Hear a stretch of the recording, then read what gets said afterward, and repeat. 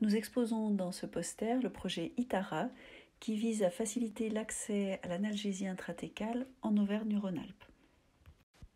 Vous trouvez sur cette diapo mes liens d'intérêt avec 2 des laboratoires impliqués dans l'analgésie intrathecale.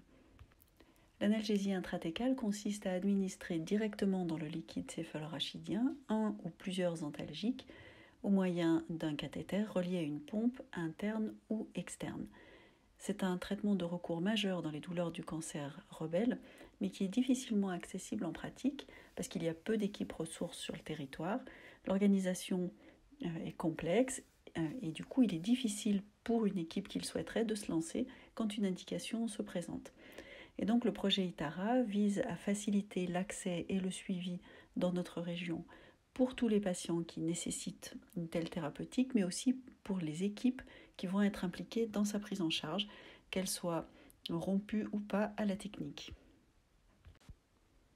Notre projet consiste à proposer, à partir des centres experts de Lyon, Grenoble et Saint-Étienne, toute une série de services que les établissements et les équipes partenaires peuvent solliciter selon leurs besoins. RCP régional, initiation rapide du traitement, aide pour l'adaptation ultérieure, préparation pharmaceutique centralisée, déplacement sur site d'une équipe mobile pour simplement donner une information si la prise en charge est ponctuelle ou pour une formation plus complète en vue d'une autonomisation, ce qui est le cas par exemple aujourd'hui de l'hôpital d'Aubenas. Tout cela est possible grâce à nos partenaires. Le projet est financé par la Fondation Apiciel principalement, mais également par les ligues départementales contre le cancer de la Loire et de l'Ardèche, et s'appuie sur des partenaires institutionnels de la région Rhône-Alpes.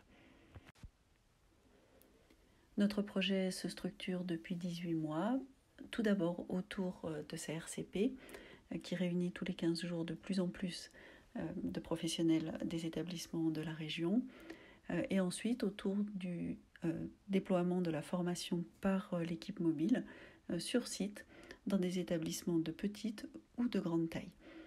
Le nombre de patients est pour l'instant encore limité, mais la dynamique est en place grâce au compagnonnage, à la sécurisation et au maillage progressif qu'ITARA réalise.